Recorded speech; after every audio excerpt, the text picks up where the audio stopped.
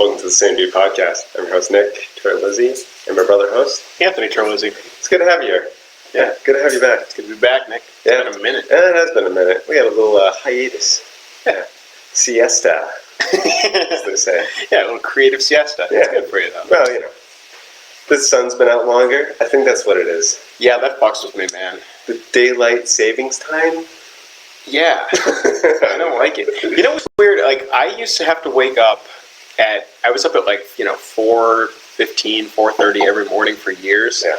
And I never realized this. It's fucking bright out at 5:30. Yeah.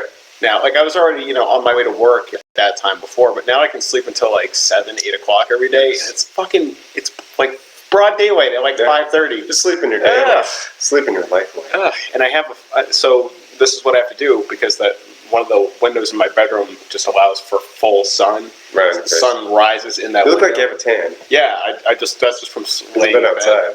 You just... Yeah, just lay in bed and it just cooks me. But what I have to do to mitigate that is I have a thick polar fleece blanket just draped over the window like a Puerto Rican. Yeah. You know what you should do is board it up. Yeah, maybe newspapers or boards. That's the next step. I'm not going opaque enough. You gotta sleep.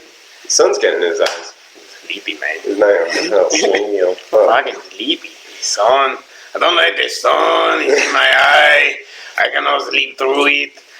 So it's good to be back. It's good to be back. Yeah.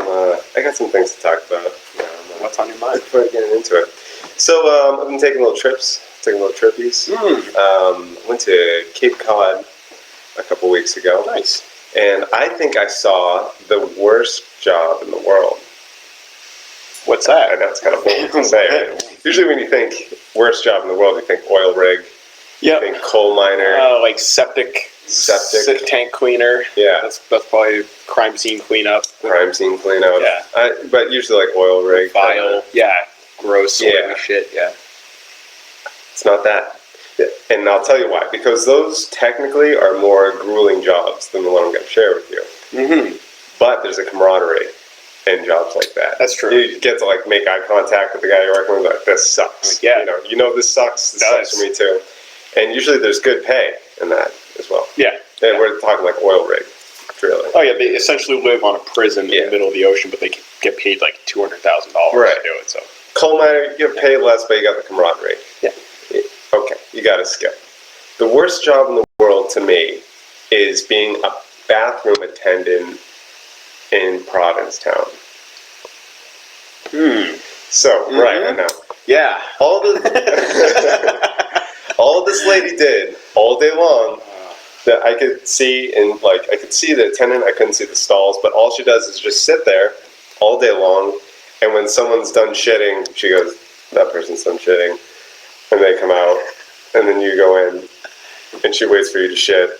Oh. And then when you're done shitting, she points. She waits in the room? She just points. People can watch the stall, so her job is completely pointless, first of all. Wait, she was in the men's room? No, she was in the women's room. Oh, I could see her outside, we were kind of parallel. Oh, right. So it's like a I was waiting kind of thing. Right, yeah. Third stall down. Yeah, and people waiting in line can fucking see that. They hide eyeballs. Yeah. Yeah, I know they're done. I saw the third person. That's the lady's entire existence. That's how she makes a living. It's just by pointing when people are done pooping. That is the worst job in the world to me. Yeah. You do that for 10 hours. You're just alone. Do it for 1 hour. Boy. I would rather work on an oil rig for 10 hours than do that for 20 minutes. Absolutely. Yeah, I'd rather get my hand cut really bad by a giant fishing hook out on a frozen ocean, Thrown into the Alaskan waters. Yeah, I would 100% rather gamble that rather than just listening in on one ear. You have the crowd of the outside world, everyone laughing and having fun and drinks, and then in the other ear, you just hear people just run in just red faced and they and you just direct them, and then you hear them go in there and just unleash just death. And it's just, I'm pretty sure that's what the Greeks had in mind when they came up with the idea of a Sisyphean punishment. Just rolling a stone up a hill just to have it tumble down. Or who was the other one? Listen to people poop all day. I don't even think it's Sisyphean though, because like there's no accomplishment that then he gets wiped out. It's more you're not even needed. Aeschylus. That's the guy. He gets chained to a rock, and then an eagle comes down and eats his liver out of his body every day. I think it's more like Aeschylus. Maybe it's like a combination of the two because it is pointless and it's just as painful for your mind. People can just go into the stall and knock and go, oh, they're all full, and wait. Yeah, just give a little. Were you here first? Yeah, I was here first. Okay, you go ahead. Right. We got to pay a lady to sit in there and listen to all the bowel movements. Who did she piss off to get that fucking job? Because she must work for the restaurant. Was it a public restroom or was it a restaurant? Oh, okay. Public restroom. She's paid for by our tax dollars. Yeesh. Probably like one of those Eastern European people that come over Jamaican. for the summer. Oh, she's Jamaican, huh? Yeah, Jamaican. Okay. There's a lot of Eastern Europeans in Provincetown, Truro. Yeah, they come down for the summer. Yeah. They come up here, over here, and really upper. Yeah. They don't even bother to learn English sometimes. I went to a Stop and Shop, and I asked one of the cashiers, where's the Duraflame? Where's the logs? She goes, I'm sorry, not speak English. I know. Just okay, fair. I'm not playing that game. Yeah, she didn't even attempt it. Fair enough. Oh my goodness. Figure it out. Yeah, that's quite a system, huh? I mean, there's some candidates for worst job in the world, but I had a feeling. Yeah. That one's up there. Yeah. It's understated. Yeah, that one would be pretty excruciating. And was she at least getting tips? Like, did anybody? Yeah, well, she was grilling people if they didn't give her a tip. Oh. Yeah. Right. And I didn't give her a tip. No. No. I wouldn't tip. It's just like you created that job. You didn't do anything. You created a job that nobody needed. Exactly. That's like having someone stand in front of a napkin dispenser, and it's like, and they pull the napkins out for you, and they hand you the napkins, and they're like, now give me a tip. Like, I also have hands, and I can also pick up napkins. Yeah, the same movement I'm doing now to take the napkin out of your hand, I could have just done that a couple inches further. Yeah. Taken out of the dispenser. That kind of job would make sense at like a concert, like something really busy where there's a shit ton of people and they're all, or like in between periods at a hockey game. Okay. You know, when like everyone just makes a run for the restroom and you just pile in there and there's just fucking a line of wildebeests. Yeah. And I hate that fucking trough thing that they have. Yeah. You know, they should space it out so the trough should be longer. You get a little pee-shy sometimes. I do. It freaks me out, dude. It freaks me out. Just look way up. I need complete silence and white privacy. noise But there's machine. other people just like walk right in. They're just like, and then they start like talking to you. They're just, and I'm like, how big is your dick? It just sounds like a fire hose emptying out. And they're like, oh man, that's fucking insane, right? And then they're like, can you not look me in the fucking eye when you're holding your dick? Check out his hog next time. And just like that Ace Ventura thing where he's trying to see the ring on the guy's finger, see if it's missing the ruby, and he's kind of like, they're gonna make eye contact, and he looks back at him. He's like, hey. Nice. I can have that moment. Yeah, go for it. Yeah, just check out the heart. What's he gonna do? Yeah. Now he'll know how uncomfortable I feel. Just make everybody as uncomfortable as you are around you. Yeah, and then I'll be able to pee. Even playing field. There you go. Should have been doing that the whole time. Oh man, you ever have these moments where like you think you just invented a really brilliant new thing Every day. and then all right, let me tell you what happened. All right, I had my girlfriend over and I was making burgers with like sauteed onions and mushrooms and like big honking slice of Swiss cheese on there and a nice roll. Nice. You know, it's a good theme for a burger. You know how like restaurants are always they're always trying to make a new spin on a burger. They can come up with some original, like some fire roasted peppers, or it's usually bacon and peppers. Yeah, it's usually some, or like they'll use like a pretzel roll for the bun. You know, it's like an unconventional approach to a familiar thing. And I'm sitting there eating it, and I'm like, what's my take on the burger? Like just the classic burger. You know, if I'm gonna what could my genius mind think of? Yeah, and like, what if we had like I love having an egg on the burger. And I'm like, all right, so there's definitely an egg involved, and like some bacon too, because I love breakfast foods. I'm like, how can we bring like breakfast into a burger? And then like, what if instead of it just being a beef patty, what if it was like a sausage patty? And then this whole fucking thing, put it on a bagel. Dude, this burger is gonna change the fucking burger world. That's an amazing bagel. And then I sincerely had the thought that I came up. I'm like, Oh my god, I'm a fucking genius.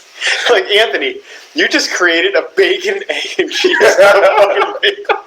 I sincerely thought that I invented that for a minute there. And because I was just sitting there just kind of staring at it, and then I had the thought, and then I realized how fucking retarded that was, and I started laughing, and I had to explain to Kara the whole thing, How you broke it down? Yeah. Yeah. Probably one of the most purchased sandwiches in our country is the sausage, egg, and cheese with bacon, egg, and cheese on it. Yeah. And I'm like, dude, no one has fucking ever thought of this. I'm still thinking in terms of a burger. Like, dude, it's a breakfast burger. You've never fucking had a breakfast burger. You think, oh, I'm just getting old school burger. Wrong. Your daddy's burger. This is a sausage, egg, cheese, and bacon on a bagel burger. Whoa. That's funny. Fuck. Yeah, I've had those lapses in memory or lapses in deductive thinking. It's clever, man. Yeah, I was excited about that feeling that I genuinely invented something new. Mm. You know, I felt like I hit the lottery of thoughts, but no dice. No dice. I went by a sign. I read a sign and it said, lobster. Well, I was in Cape Cod again. I'll set it up for you. Okay. Yeah. We're driving by and, interested in what they had to offer at this restaurant, going by it. And it says, lobster, Roiis. And I'm like, oh, I wonder what lobster Roiis is. Lobster Roiis. So I go, Hannah, what's a lobster Roiis? He goes, it says lobster rolls, you fucking idiot. No, is this some exotic deconstructive approach to the classic lobster? But it's a nice cream. Lobster Roiis. Yeah. A French cooking technique where they batter it and simmer it in the special up. Yeah, sauce. Yeah, mustard sauce. Crute. It's Roiis. I present to you lobster Roiis. Nah, it's just two lowercase L's. Fucking idiot. I do that all the time. I was thinking of another one where I thought something was Pig King, but Pig King. That's a good band name. Pigeon King. Can't think of what I said. I just mix words up all the time. I'd be dyslexic. I don't know. Yeah. Pig King, though. That's Pig King. Pig King. Yeah, it's good. I am the Pig King. It's a good garage band name. Or that'd be a good barbecue Pig place. Kings. That's a place you would see in South Carolina. Yeah. Pig King. Yeah. Yeah, but you guys got some grits. Yeah, I forgot that accent. I have no idea what you're saying. Yeah, they really heavy emphasis on the crawdads and the okra. Oh, yeah, I've got to have the fried okra. Grits. I've had okra exactly once, and I think that's the only vegetable that I dislike more than celery. Really? Yeah, I just couldn't get Enjoy into it. It's kind of like a pepper with no spice. But then what are great are those little, they sell them at tapas restaurants. I'm going to fuck piquillo peppers, is that what they're called? You know what I'm talking about? They get it like a bag, it comes in like a little basket of French, they're like French fries. They're so delicious. And they just blister them under, they kind of broil it until they blister. Just salt and pepper, and they're delicious. They're like French fries, but they're not. But like 1 in 5 of them is pretty hot, but the rest of them are really mild. I just pound them, and then you're like, oh, it's like roulette. Shit. Yeah. But it's not like fuck. It would be much funnier if it was like fucked up level of heat. Yeah, like they'll go to the hospital. You're out for the rest of the night. There's only one. There's one needle in a haystack. You want to eat all those bad boys. It could be the first one you pick up. It could be nice ruin. Yeah. Like your mouth goes numb. Yeah, have you eaten like a really spicy? I've been offered. Actually, I got offered this hot sauce by a friend, and they had it in a book. It was inside like a book. It had like this whole case, and it is like fucking skull and crossbones on it, and like barbed wire and shit. And boy! And you open the book up, and it's just like cut out just for the hot sauce to sit in. Really hyping you up mentally for the. And there's a whole warning and a disclaimer and shit. Right. And so they get you in the mindset of like definitely not taste. This is gonna suck. Yeah, it's a little too much for my taste. I chickened out. Well, the heat, just for the sake of heat, is I don't know. I grew out of that. We did that in high school. Hey, you're bored. We were juniors. I want to say juniors or seniors, and we bought a bag of like dried habaneros, and we gave one we were eating them just as like a dare, me and my classmates. And then it was the year where you have a freshman class come in, and we asked them, we didn't force them to do this. We're like, do any of you want to try this? Or maybe we tricked one kid. We're like, hey, just try this weird fruit. And he put it together pretty quickly that it's not just like a dried strawberry, and then he ate it, and he was like, oh my God, this is fucked up. And then this other little bitch ate one of them. And he's like, ugh! Like, just way over dramatic. You could tell he was when you're looking at somebody and you just know you're milking the fuck up. Looking at you like, yeah, oh my God, it's real. This I never, yeah. You just give him the skeptical snake. Yeah. And then he runs down to the fucking office and cries to that tattletale. Fucking bitch, Patricia O'Connell, the dean of students there. And yeah, we called it the Big P. I called it the Big O. Yeah. She was a massive bitch, whatever you want to call her. Every schoolmaster she calls me and Ted. And listen, Ted later went to jail for stabbing a guy in the arm. But that's neither here nor well. That's nice under the bridge. It's kind of besides the point. It's a detail about what kind of guy I was hanging out with, and she makes like a court case out of it. We're like, this poor kid. She was gonna like write us up for hazing this kid. And like we asked him, do you want to try the fucking pepper? And he was like, yeah, I'm man enough. And then he realized he was a fucking pussy. And then we all got in trouble for him being a pussy. He just jumped on that. And then she's like, and I touched the bag, and then I touched my eyes, and my eyes are on fire. This is just absolutely unacceptable. Why'd you touch your eyes? The code of conduct for students in this school. And then, like, wow. And this was what a bitch. This is like 2007. So this is before. I mean, I think we've been on the clown world trajectory for a while. Yeah, that was like my first encounter with like, oh man, there's bureaucracy that's going to shelter fucking pussies. Yeah. And academia is like where that lives. It's where it thrives. Yeah. I've been on this pattern for a fucking minute. It's getting worse and worse every day. I bet more of the troublemakers, guys who would get in trouble for stupid shit like that in school, they're probably more conservative guys now that are railing against the clown world leftist people because they know that, because for exactly reasons like that, they've had those experiences where they've run into just this insanely stupid bureaucratic mentality that these little academic insects live in, where they just like, as soon as you step out of line, it's like, nope, punish it. Do you think that guy is any better off now? No. Yeah, exactly. No, absolutely not. You shelter them and you just make them weak.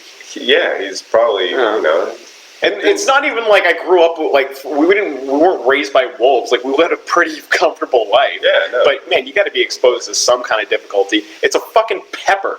It's not even like we're like, yeah, dude, we're gonna brand you, and you got to deal with the pain and face it like a man. You can't shed a tear. It's like pretty common pepper, to be honest with you. Yeah. I'm sure there are cultures that probably regard it as a pussy level pepper compared to what they've got. Go down south. There are male rites of passage around the world that are pretty extreme, where you just have to face the bare elements naked for days at a time. Well, yeah, but you asked him if he wanted to eat a pepper. Yeah. That's pretty hardcore. Yeah, and he said yes to it. Oh my God. We didn't hold him down and stuff it down his throat. He just he chewed it up. And you think at first it's like that scene in Dumb and Dumber where they have the spicy tamale things, and like, it's not that bad. Kind of sweet actually. And they're just dying. Yeah. It does hit you like that, but the whole point is you look around and everyone's laughing, and then you're laughing, but you're in pain, and it'll be over. Yeah. And it's funny. So that time you ate a pepper, he secured himself as a pussy for the rest of the time. Well, you're telling everybody you wreck all the fun, but that could have been the thing. Say he just went through it, and the pain, and it sucked. Everybody laughed, and then now he's in the circle. Mm-hmm. Time to get somebody else to eat the pepper, and then he gets to be in the laughing. Yeah. All of a sudden you're talking, you're bonding a little bit. Friends. Yeah, it's like we bond through pain. It's almost like there's a point to something. Like hazing has a point. Yeah, like men instinctively have these little ritualistic tendencies. Yeah, no, that kid was always kind of on the outside where we couldn't trust him. You can't trust him. That was the trust test. We just like fucking smash each other in the balls. Yeah. And they didn't do it to me because they were afraid I'd just beat the shit out of them. But they knew I'd be cool, kind of. I'd hit them in the balls, and they thought that was funny. It's always funny when. But you wouldn't do it to this guy because you were just afraid that he'd be way too weak, and you weren't sure how he'd react. And that was like our chance that we gave him, and then he fucking blew it and got us in trouble. You get friendship. Yeah. So I hope he's dead from peppers. I think that's fair enough. Fuck you. So I'm going back to the Cape again. This is my third time bringing up the Cape. When I was on the Cape, I was taking a pee. Not in a trough. I was peeing on the side of the road. And when I was on the side of the road, I saw little divots in the sand. Bunch of little divots, little concave divots. Little cones. Little cones. And I'm like, oh my god, those are antlions. I thought those were all gone. Definitely the coolest bug in the world is, I would say. 100% the coolest bug, yeah. They're the coolest shit. Around here, at least, in New England. I don't know if people know. Can we look that up? Can we put that on the screen? Oh, sure. There's plenty of GIFs online of, because not a lot of people know what these things are. Yeah. You and I grew up playing with antlions. We'd always have them in our backyard, and we'd feed ants to them. And what's that movie? Not Jaws. It's fucking Tremors. The movie Tremors is based off of these insects. How they operate. Yeah, these guys. Yeah, so they have like a little cone-shaped pit there. Yeah. And then the ant sort of Jesus, this stumbles around is that, the outside. is that screen sharing right now? Yeah. Okay. My memories, is burned in of just that site right there. Oh, yeah. What was Nick's childhood like? It looked like that. Yeah, they kind of... Because these fucking things, they come up out of the ground. They're like a tiny little version of the Tremors. Yeah, exactly. But it's even worse. I mean, the Tremors can crawl around, whatever, but these guys have a conical pit that you slide down the walls of it, and then as soon as they feel you struggling, they flick sand up, and then they grab you with their giant jaws, and then they pull you down into the sand. Suck you in. So the same thing in Star Wars. You know how Jango Fett, or is it Boba or Jango? Boba Fett. Boba Fett goes into that pit. The Sarlacc pit. The Sarlacc pit. Yeah. Same thing. Oh, yeah. We used to catch these things. Remember that? Yeah, we have them in a little cup. Yeah, we had tons of them. Yeah, because you just put them in sand, and they. Oh man, I forgot all about these guys. Yeah, it was awesome. Yeah. I know, it's a little nostalgia. Yeah. Just taking a pee on the side of the road. I saw a whole colony of them. Yeah. Oh, there we go. That's what it looks like. Jesus, They're American gnarly looking. Imagine if that was the size of a dog. Boy. If you'd see that pit and it was like a swimming pool in diameter, and you just knew, oh my god, there's a fucking ant lion down the street, dude. Stay the fuck away from that. Well, you'll lose a lot of dogs. Yeah. That's for sure. Yeah, the stray cat and dog. They'll probably throw a ball. But they just throw a ball at the end of it. Yeah, they figure it out. Or no, some sadistic people would figure that out. They'd just kind of leave a ball near the edge of it, just waiting for a little kid to go near there. Dude, those things would take out at least 2 kids a day in the United States. Keep that at toes. Yeah. Wow. Good Lord. That's a pretty big one. God. Yeah. All you would see though is those jaws. Yeah. And yeah, they flick sand up on the edge of the pit, and they feel the ant. They call it a doodle bug. Doodle bug? Yeah. Way less. Oh, so that's the larva. What does a fully grown look like? What? Yeah, so apparently that's the I larva thought it was its final form. It's not even its fucking final form, bro. Well, that's Half-Life. That's, yeah. Oh, that's what they turn into. Monster from Half-Life. Antlion, adult. Oh, it's just like a dragonfly? Really? No. Okay. It just looks like a dragonfly. Not nearly as intense as the baby form of itself. Wow, that's interesting, huh? Yeah, it just turns into a dragonfly. It's like a child star. Yeah. You just go when you're younger, and then you grow up to just get this fucking... Yeah, and then they die of a drug overdose. There it is. Yeah, the fame monster got me, man. Huh. Antlion life cycle. Yeah, so that, and they go into a cocoon, and then they become a little... No shit. And then it flies into my room at night, and I have to kill it. It lands in your mouth with a book. There he is. Look how far they came. Huh. You know, that's... you didn't think you'd be coming here getting a little science lesson, did you? Yeah, that's pretty neat. Yeah, we do everything on the Same Dude podcast. Yes. Yeah. Well, it's a variety show, dude. I forgot all about antlions. That was a good amount of our childhood. I also really liked, because we had that sandbox.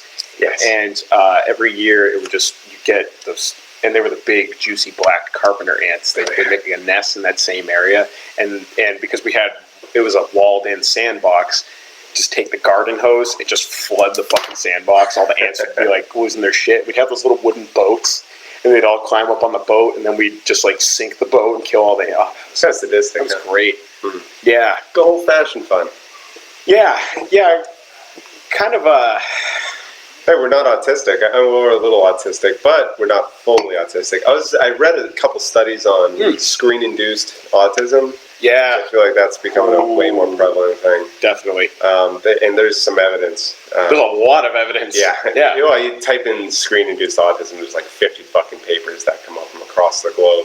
Yeah. Different parts of it. Yeah. This isn't just a purely United States American thing. This is all over the place. It's a global trend. The weird thing about it, and I saw those, which if anything's going to make you lose hope in the future, it's just reading shit like that. Seeing how children right now are developing. But there are actually cases where it can be reversed. Yeah. And they'll appear to be on the spectrum because they've just been exposed to so much screen time. They don't know how to interact with people and read social cues and stuff. But it takes a few years of absolutely zero detox. You don't look at a fucking television when they walk by. You know, zero screen exposure, and they'll come off of that spectrum, that's actually pretty nice to know. They're saying don't even mention a screen in front of your kids until they're at least 4 years old. Yeah, it shouldn't even no television. They should never nothing. Right. No nothing. Right. Yeah. Yeah, and it's crazy too. I mean, everybody. That's the weird thing is everybody has seen this in this upside down clown world that we live in. You go to a public place. You're at an airport. You're at some fucking waiting room, and there's a TV.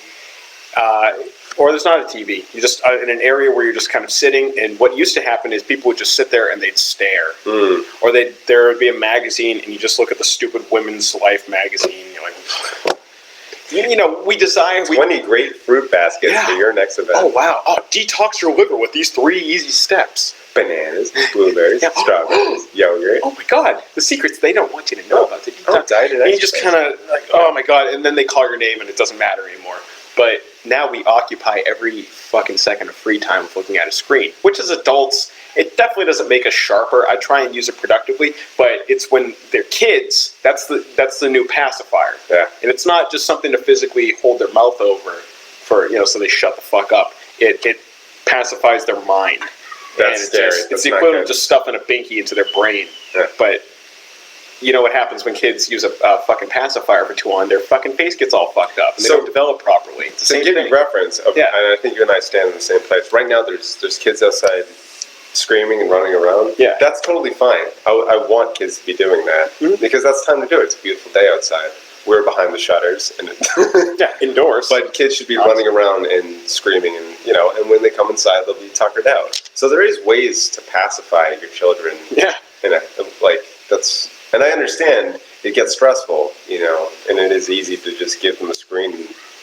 Yeah, it does work. Suck them in. It works, but it's not good for our future. The price of humans. Jesus the price of it. There's more ethical ways of pacifying your children. Yeah, well, let them get it out.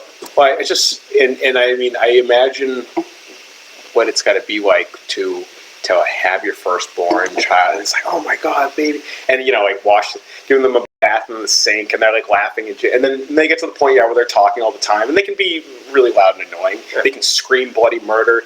You know, it's obviously it's not all pleasant. Yeah. And then they get to the point where they realize they can get attention by kind of like tugging on you. They're more mobile, and then you realize, oh, if I just put a screen in front of their face, they just stop moving for a little bit. And I mean, you were going through a cycle of maturity, and you just fucking stunted it by doing that. By giving them the screen. They're quiet. They're quiet. And the parents are like they're sleep deprived for a couple of years, and then you know the child never learned how to calm itself naturally. Yeah. You just stunted it with the screen. Right. Yeah. Right. It's not good. No, and then they go way too deep into those things, and they're very intuitive devices. I mean, a kid can pick it up and they can figure out an iPhone in like minutes. They know how to use apps. They know how to use everything on it, just like cake. It's dangerously intuitive, and the result is everyone is retarded. Of retards. The autism diagnoses are off the fucking charts. Yes, the percentage rates are increasing. That's one factor. I mean, another factor in the increased numbers of spectrum disorders is that mothers tend to be older now. They're older than they have been ever before. That's true. Especially in the United States. Yeah. Because it's like, I don't have the money for it. I'm not in a stable relationship yet, or I got to focus on my career for long enough. My career at Sephora. Hey, folding pants. Pants doesn't fold itself. It's my career. Yeah. And then they realize, oh wait, kids are what will actually make me happy. But then they're 35 and they're trying for their first child. And your chances of something bad happening at 36, 38, 42 years old, 42 years old having their first child. That's tough. Jesus. That's rough. Yeah. So that's that accounts for a part of the spike too. It's crazy, man. This is a good pick. Yeah? Yeah. Shiraz, dude. I fucking love Shiraz. You can see it. I don't know if that came up right. It is George Wyndham. George Wyndham. Bin 555 for 2014 Shiraz. Highly recommend it. 2014 $9. No shit. For a 2014 vintage. Yeah, it was really good.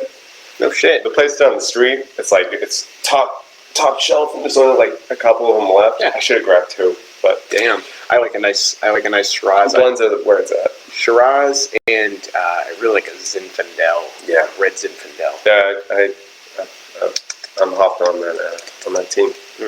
It's good stuff. I want spicy. I like spice, especially with. I mean, I only drink red wine with the red meat, and you want something with a zest. I think I'm figuring out my meat indigestion.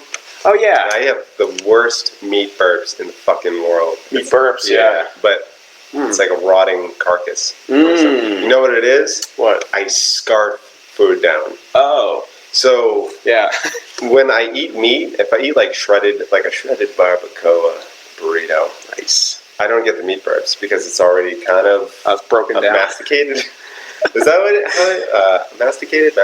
Yeah, when it's broken down by. It's already kind of chewed in a way, so I don't get the indigestion. Oh. But if I have like a slab of steak where I cut it, or a slab of pork, tenderloin, where you have to actually chew it up with your teeth. I give it like 3 chews, and it's not fucking blow it down.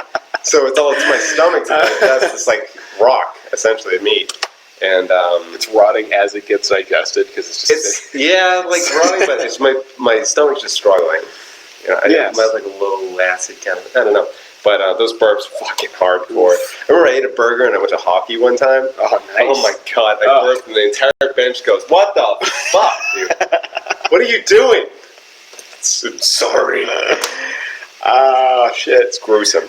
I need to chew my food more. I go through phases with like I'll get a package of bacon once in a while at the grocery store. Yeah. And I'll have like a couple strips of bacon, a couple eggs every morning for breakfast. But if I get the maple bacon, my sweat smells like maple. So I'll be at the That's gym. A benefit, baby. I can literally smell the maple just coming out of my pores. Shit. That's a perk. You put that in the plus column. Oh yeah, it's not. I don't hate it. There's definitely worse smells that you could. As far as body odors go, maple syrup is not the worst one at all. Yeah, I'd say carcass is probably a little fucking higher up to the top. It's worse than that egg smell. You know the egg smell? Oh yeah. Everybody knows the egg smell. It's worse than that. I know that.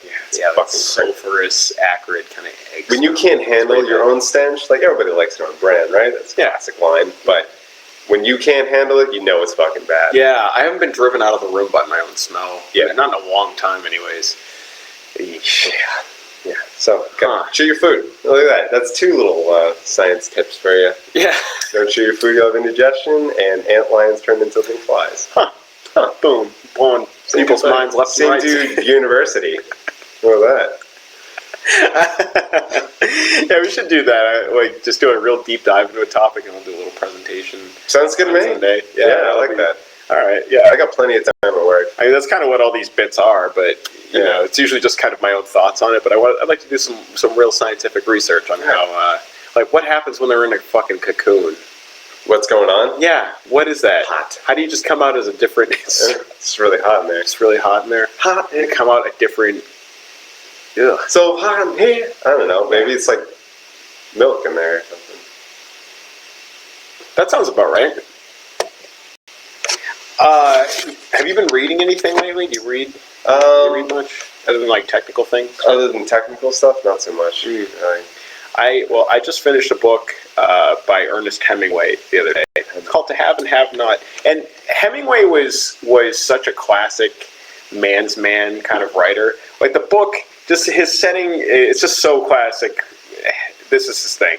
like 1930s, Havana, Cuba, the fisherman who's poor, and he starts running rum and helping illegals cross over the Gulf, and he loses an arm. And the fucking book, he I don't even know why he ends up doing this. These guys are like, I imagine Joey Diaz would be perfect for this role because he's a Cuban guy. And it's like he wrote this part for Joey Diaz, 50 years before Diaz was born. There's been so many guys just like Joey Diaz. Yeah. And he must have seen a guy like that, and he was like, I'm fucking writing that into my book. And so basically this guy hires the main character, who has now lost an arm, so he can't fish anymore, to bring a couple Cubans across the Gulf to Florida. And then the guy they rob a bank, and they get on his boat as like the getaway vehicle, and he brings them across the Gulf. And then just in the middle of the night, he just like shoots them all, and then one of them fucking plugs him in the gut, and then he dies. And then his wife is like, oh my God, how am I ever going to come back from this? And then that's the end of the book.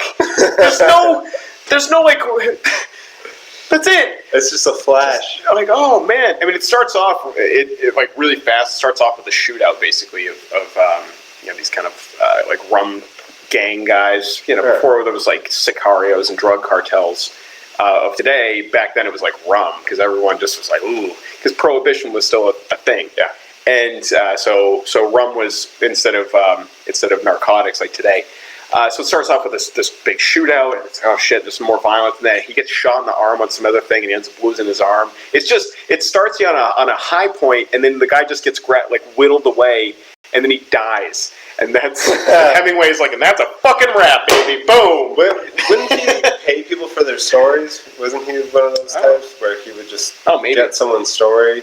Even if it has a, wrapped up conclusion. I like that better. How about that? Yeah. I like the fact that it wasn't put into a nice little bow at the end. I'm fucking sick of that. You know, like the little Steven Spielberg ending? Oh my God, he's the worst fucking director. Have we gone through this? Everyone gets a little pat on the back. They're like, you know what? You win a prize. Have we talked about You get everything you want. Off mic we have. He's the worst fucking director in the world. I don't know why he's won so many awards. Maybe because he knows how to shoot a scene. And he's like... what's his name again? Steven Spielberg. Oh. He knows how to shoot a scene. Last name might have something to do with it. Flashes of, brilliance. And he sees that he's doing well. It must happen like this. He knows that an idea is getting really good. Mm-hmm. And he's like, how can I fuck this up? And it's constant, man. It's... Yeah. Oh, all right. I'll give you an example. He gets his hands on a good story. Yeah. He gets his hands on a good story, and then he colossally fucks it up. And then he takes his hand off the wheel. Ready Player One was interesting. I got 10 minutes into that movie. I had to shut it off. Yeah, exactly. Right, go ahead. Oh yeah, I know. I came real close, tapping out 8 times in that movie.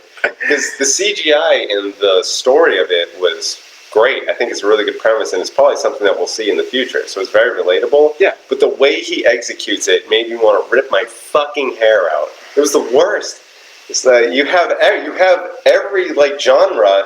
All these known characters that people can relate to. I know that guy. The movie uses a lot of pop culture. Yes. Yeah, because everyone can pick a little avatar that's their favorite character, right? Exactly. Yeah. There's big battle scenes with all your favorite fucking dudes killing each other. That does something for me. And for a lot of people, that's what they've dreamt about. Mm-hmm. And the dialogue and how he ends movies, I think that's what it is. How Steven Spielberg ends a movie makes the rest of it not worth watching. Yes. Well, I don't need a complete conclusion on everything. No. And sometimes there can be compromise because life isn't perfect. I want things to suck sometimes. Yeah. Life is usually just kind of bouncing between things being pretty cool for a little bit and then things sucking. Mm-hmm. And a story just kind of amplifies the highs and it amplifies the lows. But I don't like ending on a really high note. No. It's fine if you've given me this huge peak at some point in the story. It's okay if it slides down and things end really bad. Take a look at Fight Club, for instance. It ends with them standing on the buildings, and the entire city falls down, and then the one they're in falls down, and everyone dies. Yeah. And it's like, wow. That's a good story. That's a great way to end that story. Yeah, that's my favorite movie. Holy shit. Fantastic. Yeah. But if it ends with it didn't work. And then, oh no, wait, I think it does. Actually, the building doesn't blow up because he used used orange juice, and orange juice in the book it does blow up, and then he does. Okay, I'm pretty sure everyone dies. But even still, like he doesn't stop it from happening. He shoots himself. That's what it is. The building doesn't blow up, and he blows his fucking head off. All right, still, yeah, a low for the character. Great ending. Fantastic ending. Yeah. To me. Either end it on a neutral note. I like a neutral note. An open.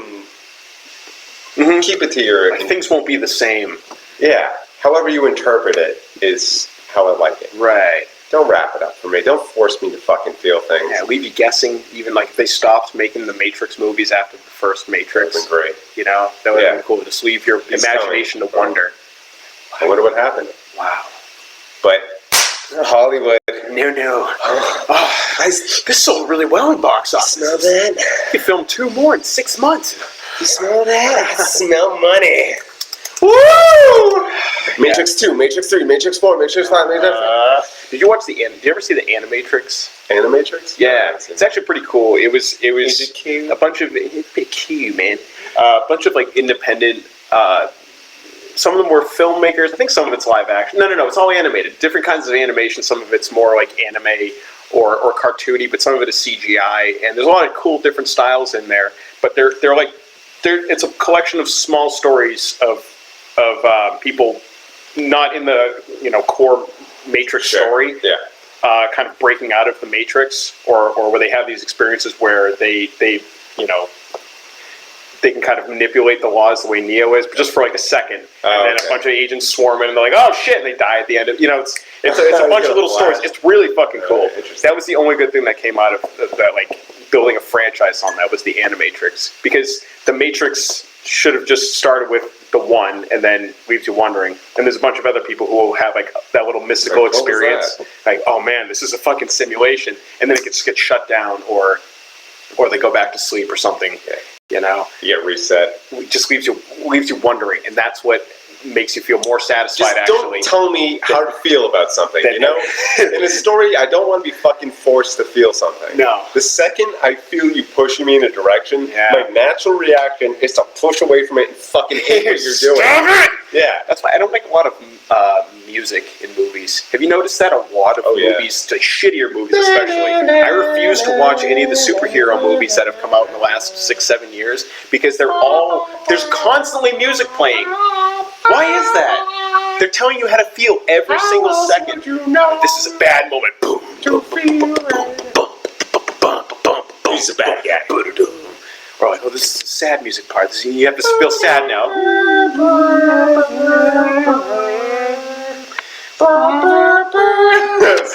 You fuck. Can I just see what's happening and feel it on my own? No. Like you've Nothing seen, else will make sense. No, it's great. I don't tell you. The antithesis of that, big word. Thank you, 4 years of college. What's up? The antithesis of that is No Country for Old Men. There's no music in that movie. And it leaves an impression on you. How many awards that one won? A lot. Yeah. A fan favorite. Cult classic. Yeah. Silence through most of it. Yeah. And just moments of, watch that forever. Oh, holy shit, I cannot believe this is happening. And there's no music riding the moment. There's no goofy, and everyone doesn't get a check at the end. Doesn't have a soundtrack. They don't have a big grandiose celebration where everyone gets a medal and a check and a handshake and a kiss. Yeah. Fucking that was Ready Player One. That's literally all you just spoil every Steven Spielberg movie for me right there. Yeah, basically. And Ready Player One. Everything works out perfectly. Yeah. Why? Oh, you're the king of the world. Now, literally, that's what happened. Did it. You own the entire thing, and you get the girl, and everybody loves you, and you're really handsome, and you got a lot of money.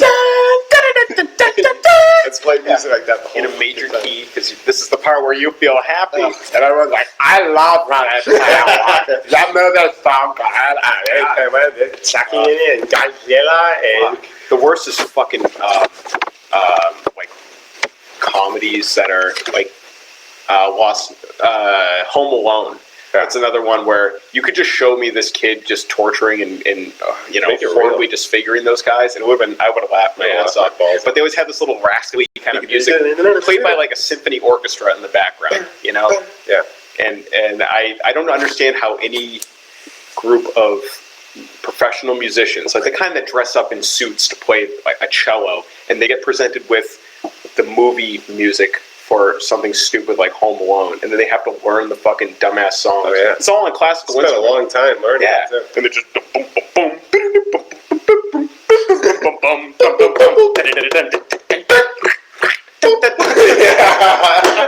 you fucking. You want to know why they do that? I'm like, the bills keep coming big. Oh, the bills have to cut it in the bills keep as an oboe player. pay fucking rent. That's like, Yeah, you I think got student loans. I got $400,000 in oboe loans. Boston Conservatory wasn't cheap, man. Oboe loans. Oboe loans. That'd be a good band name. That's like a good album name. Oboe loans. Yeah, Oboe I like loans. it. I feel like Omar Rodriguez Lopez would come out. Yeah, That would be his riffs for 30 minutes. Yeah, just shameless. He hits one note for 30 minutes straight. Yeah. Yeah, with a little whammy bar. Yeah. Dude, it's just so avant-garde. We're doing lots of sound effects this episode. I like it. Hannah's gonna fucking. Hannah's gonna absolutely hate this. Hear my new ray gun? Wow, wow. Here's an airplane crash. Yeah. We've always been sound effect guys. You know, I had a teacher call me out in high school about that. It's like nice sound effects, and I was halfway through a story when he said that. I was like, oh boy. That's some self-realization I wasn't ready for. Yeah. I don't know. The sound effect guy. It helps the story. I don't know. I You know how fast a car went by. Oh yeah. I mean, you need the auditory experience of someone driving by you at 200 miles an hour. If you can't, I mean, yeah. It's like, wow, that fast? And you're like, that fucking fast. They get it. That's then fast. It's like I was there. and it works. But I yeah, like some people, it doesn't register with them. They're like, you just made a weird noise, and it bothered It me. depends if they have any Italian. If they have any Italian in their DNA. Yeah. You get it. Yeah. You could be like 0.1%. Like, all right, I noticed it. But if they're like purely German, Yeah, the Nordic, Slavic types, they're just what was that you just did with your mouth? so expressive. Why? Moving on. There's a new Russian kid who started kickboxing the other day. Young guy, he's big. He's like 6'2", 6'3", probably 200 pounds or so. But Wow. he's 18, but he doesn't really know what he's doing, so you can get away with hitting him for now. But yeah, you got to work with that guy. He's a good What's his kid. name, Vlad? Misha. Really? Misha, yeah, he's That's here good. for a couple months, I guess. He's learning English. So Okay. he's been in the United States for 4 months, I guess. And he just wants somewhere to learn how to fight, so make him a fucking Came to the right place, Misha. That's right. Speaking of fights, there's a lot of fights on tonight.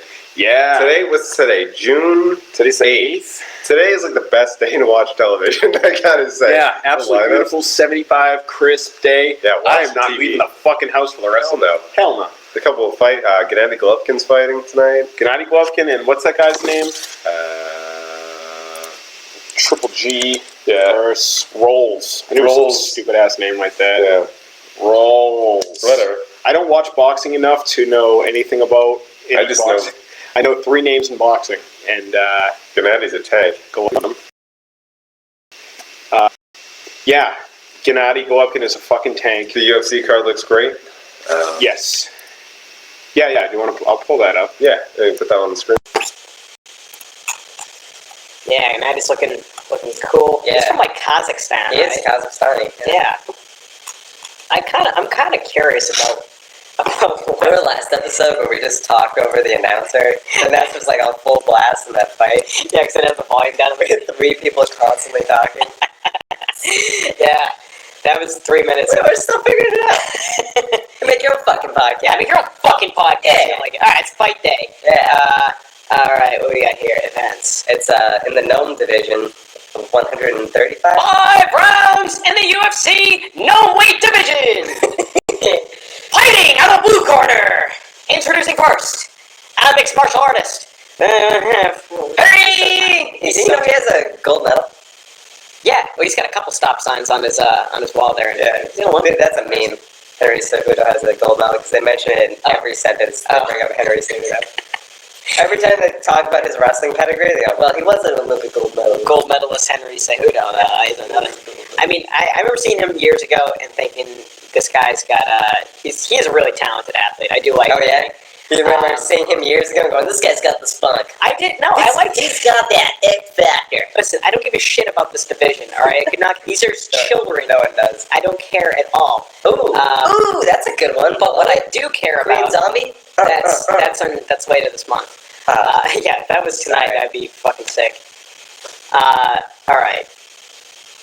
We've got Henry Cejudo and Marlon Moraes, who... Morales? There's no L. Moraes. He is from Brazil. Did you see the UFC embedded thing the other day? The weigh-in? I didn't actually watch this one. I only watched one of them, and it was one that just came out. He fucking went up on the stage, and he's in like a fucking cape. I'm gonna pull that up. Cejudo or Moraes? Cejudo. Cringe. And dude, I wanted to jump out of my skin. I was cringing so fucking hard at this. He like walks up on the stage. Come on, I just saw the fucking picture of it. Yeah, play the video. Dressed as King Friday. I mean,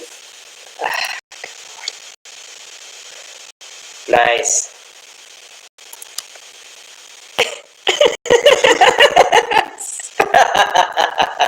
And he's like, you think it's a fucking joke? Think it's a joke?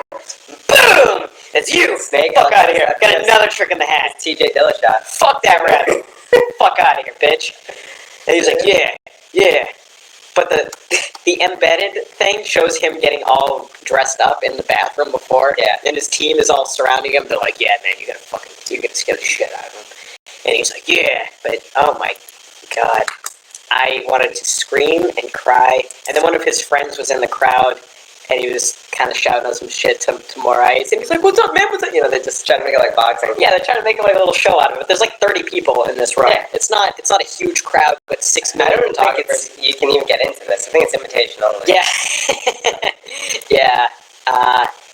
So yeah, basically everybody who's in the room pretty much personally knows both of these guys. They're not, or maybe the other fighters that are weighing in. I like it. And yeah, one of Cejudo's boys is yelling at him. I got nothing. Like, oh, getting all dramatic, getting all worked up.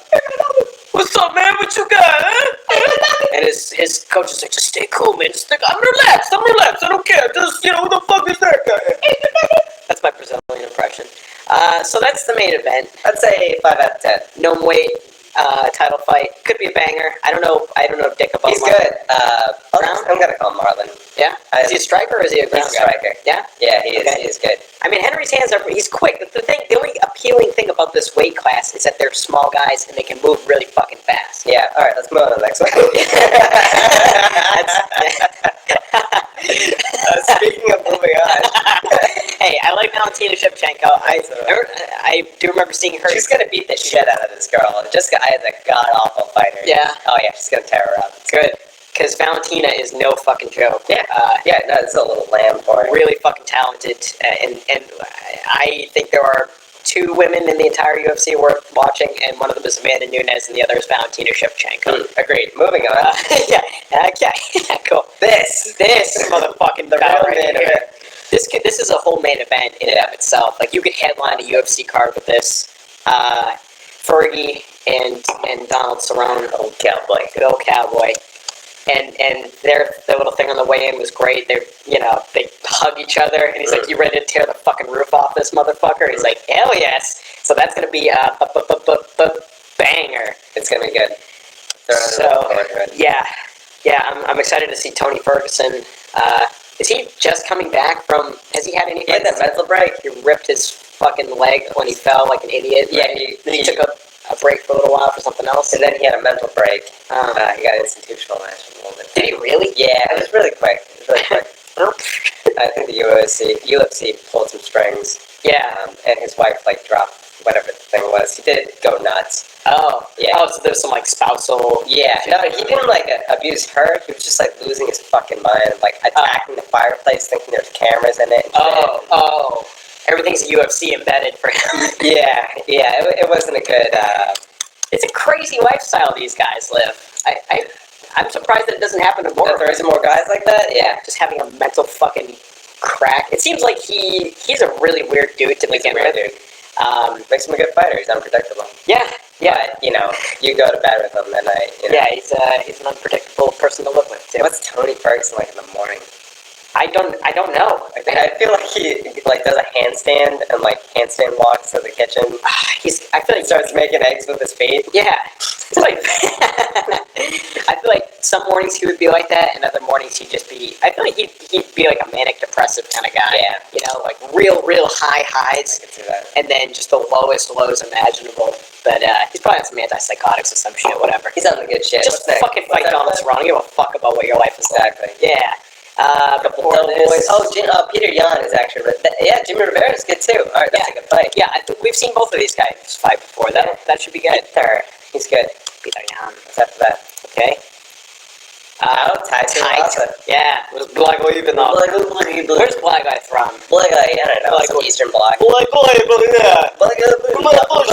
That's my favorite thing about being around a Russian person is I fucking love Eastern European accents. Blaga. That's his nickname. Blaga. He's Bulgarian. Yeah, he performs. Can they see our screen right now? Yes. Oh, alright, nice. Yeah, I hope this whole thing has been on. Yeah. Wait, no, they can't see this. We're looking at the UFC events one, so. Different tab there. Yeah, that's alright. Whatever. Fuck it. Blaga. So His body looks exactly the way you think it does. yeah, there's no So he surprises. pumps gas. Next. I Tuivasa though, he's so much fun, man. He's so He entertaining. came out with Celine Dion. Yeah, Yeah. he just completely owned it too. Who cares? Aljamain Sterling. That's a good fight too. Pedro Munoz. I saw. Yeah, Pedro Munoz fought recently, didn't he? Yeah, he did. He knocked out old good Guthrie. Yes, that's right. Yes. Old overhand right. That's all you have to do. Just throw a right hand. Yes. You're gonna sucker him in. He's gonna give you his chin on a platter, and you just throw it over. You just throw a right hook, and he's gonna walk into it, and then he's gonna maintain eye contact as he sinks to the ground. That is so creepy the way he always does that. Doesn't take his eyes off you. Split decision. She's on the Carolinas on the prelims now. Huh? Yeah. Wasn't she a title contender not too long ago? She was. Who cares? Calvin Qatar. Nice. I like him. Oh, that's a good fight versus Lamas, yeah. Qatar has this knockout that he did recently. He uppercutted a guy 3 times in a row. Nice. Burgos. Yeah. Okay. Burgos like that. Great 3 in a row. knockout. He's from Boston. Oh shit. Yeah. Okay. He's a Boston Cool. guy. Now this will probably be during the Bruins game, so we'll probably have a picture-in-picture kind of thing. Yeah. And then this one matters so much. Angela Hill is back. They don't even the much-awaited return of Angela Hill. Thank God. Versus Yan Xiaonan, who matters so much they have a picture of I'm leaving that. I would like to see that fight. silhouette. Yeah. The silhouette of Ronnie Coleman versus. You know, alright, I don't give a shit about the rest of these. Hey, we're back. I really don't like MMA, and I spend a lot of time thinking about how it could be made better. And I had a couple ideas. I mean, some of them were kind of obvious. What happens is it starts off exciting, usually with some striking, and then it inevitably goes to the ground. 'Cause, you know, wrestlers tend to have more success in it than pure strikers do. Sure. But it makes for a very boring fight. And at the end of the day, it's a spectator sport. And it's about entertaining people. And I get it, you're some entertained level black belt in jiu-jitsu, but it's usually really fucking boring watching jiu-jitsu. Have you tried watching any of the Polaris? I have. They introduce the fighters like, oh man, this is gonna be barn burn, and then they're like, oh, squeeze you. Oh, I squeeze. Hold it. And people like applaud. It's like, what happened? What is going on? To the untrained eye, and most people are the untrained eye, it's not interesting at all. So there's a couple things I think we could put on the table to make it just a little more interesting. Okay, go ahead. I'm sorry. Soccer kicks, I think, are one that they were big in Pride. You know, back in the Pride days in the '90s, the early days of MMA. Back when it would be in the boxing ring, which is another one. I think the cage is a fucking bad idea. You like the ring better? I do. The cage has been proven to be safer, but the ring is. Did you hear the part where I said I just wanted to be entertaining? Do I strike you as someone who's concerned with the safety of like a battle bot thing going on? Just wait until I get a little farther down the list. Go ahead. Yeah. Sorry. Oh, battle bots. That's a good one. That's a good idea. Throw a battle bot in. Just one Just one. With the one with the big Step on it. the fucking chop saw. On it. How did that chop sound? What was it Something like that. You go, oh, That's the toes coming off. What's rule number 2? After soccer kicks. Oh, so soccer ticks should be back because there are people who they just want to drag it to the ground, or they're like very clinch heavy, and if you can stuff that, you'll have these instances where they'll be like on all fours, just kind of looking up. And I want them to get kicked in the head because I just don't like ground fighting. Partly because I don't physically enjoy doing it myself, so I don't want anyone else to have to watch it. Yeah, this is really all about me. More realistically, just giving them a standing 8 count. The fights get stopped if it is a good striking match. They don't break the fighters and give them a fucking 10. You should get one count. Even one 8 count. Yeah. Just stand them up, give them a couple seconds to recover, glove up, are you ready to fight? And then give them just one Next time you go down, I'm letting him finish the fight. Right. Yeah. That'd be cool, 2 knockdowns ends the fight. It'll literally be like one knockdown, and then they're in there fucking waving it off. And it's like, dude. And even the fighters are like, are you serious? And they're like, I gotta protect you, man. Just give them one more. First knockdown, you get a standing 8. Yes. Well, you get an 8 count. Yeah. If you get knocked down again, then they can finish you. Yes. Yeah. Yeah, I'm that? totally for that. Right, there's got to be some. I like it. Because this whole, listen, glory rules, if there's, is it 2 knockdowns in a round? No, 3 knockdowns in a round, and they end it. If there's like 4 in the whole fight, then it ends on a TKO. Yeah. So, yeah, just bring it to 2. I get it, the gloves are fucked up, and it's a lot harder than a kickboxing glove. But man. No questioning that. I think the fighters would actually welcome that. They might not be so enthusiastic about the soccer kicks. Yeah, you bring that in last. I just don't like boring fights. I think the 12-6 elbow should come back too. That was a compromise that they made back in early 2000s. Yeah, well, that was back when like John McCain was trying to get MMA illegalized. Mm-hmm. Which, fuck you, John McCain. I don't care that you're dead. That was stupid. Yeah. I'm just trying to virtue signal. Yeah, you dick. Fuck you, warhawk. Yeah, the 12-6 elbow. It just, when they're just kind of driving them against the stupid cage and it's not going anywhere, they have to just hit them in the back of the I would like a jiu-jitsu. I'm going to make an amendment to your count. Okay. I would like a jiu-jitsu timer. Yeah. Mm-hmm. There's a shot clock in basketball. You can only hold on to the ball for so long. Yeah. Want to have a jiu-jitsu count on the ground? I enjoy a good jiu-jitsu battle when they're constantly changing positions. Yes. So you get like 15 seconds to change position. Yes. And then if it doesn't happen, then they stand you up. And they put the timer on the screen. There's no debating it. Right. As long as you're constantly working for, like, you're making a submission happen, then then it doesn't matter. But jiu-jitsu clock's on the screen. 15, 14, 13, 12. It's counting down. We're just waiting. Got to make something happen. Yeah. And then stop. Stand the fuck back up. And make it cool again. Fight again. It just gets so drawn out. I love it. And the thing is, there are people who do really well within that system. Damian Maya. Yeah. He'll just backpack a dude for the entire fight and punch him in the head, go for the RNC. Punch him in the head, go for the RNC. Punch him in the head, go there. Round after round after round. So I think in instances like that, I think they got to do something else because he might find a way to adapt to these rules. I think they need to start having an extra round, bring back the extra round. Ooh, that was a Japanese thing. Yeah. That was a Yakuza. Listen, Pride didn't have everything perfect, but there's definitely some lessons to be learned. I love the extra round. Yeah. I thought it was great. Yeah. And 2 guys, it would usually happen after a great fucking fight, and the Yakuza would be like, yeah, it's going another. One more round. And they're like, extra round!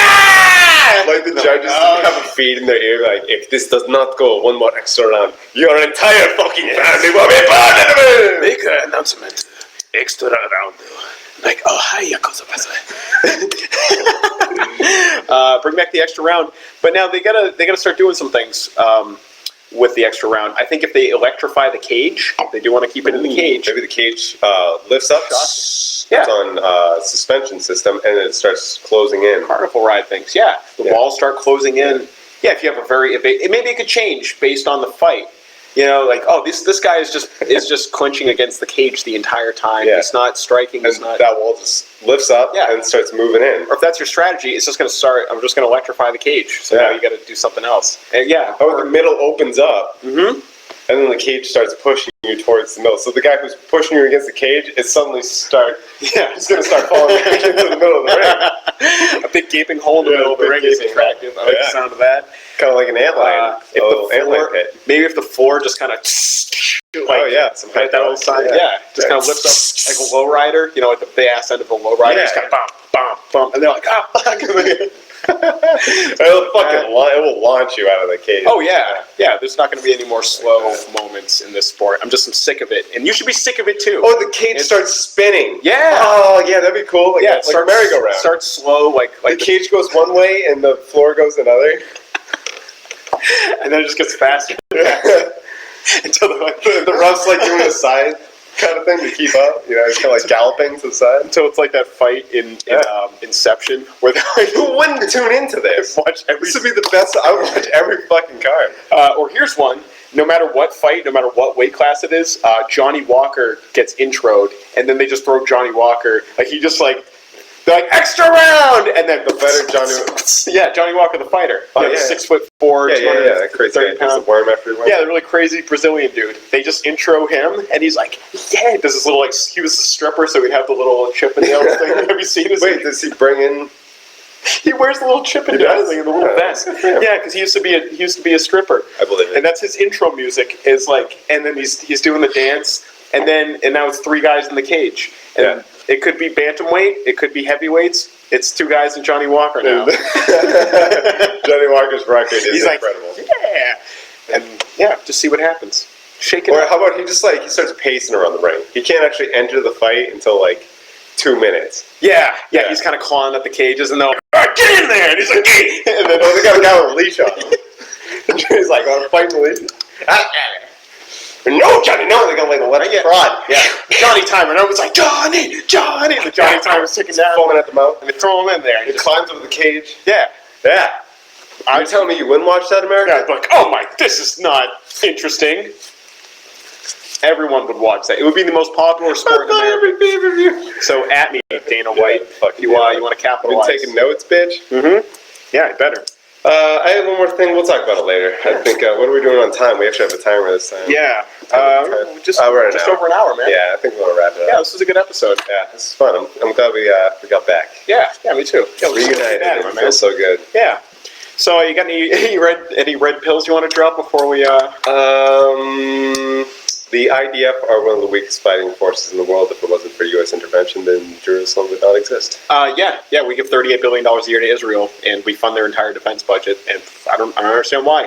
Kind of weird. It might have something to do with the fact that all the top CEOs and presidents and executives in every major pharmaceutical, media, and food, and basically everything that's consumed by Americans are Jews. They represent 2% of the population. Huh. I don't know. Could be. Could be worth looking into. Might not. What do I know? I don't know. See you next week. Bye. Bye.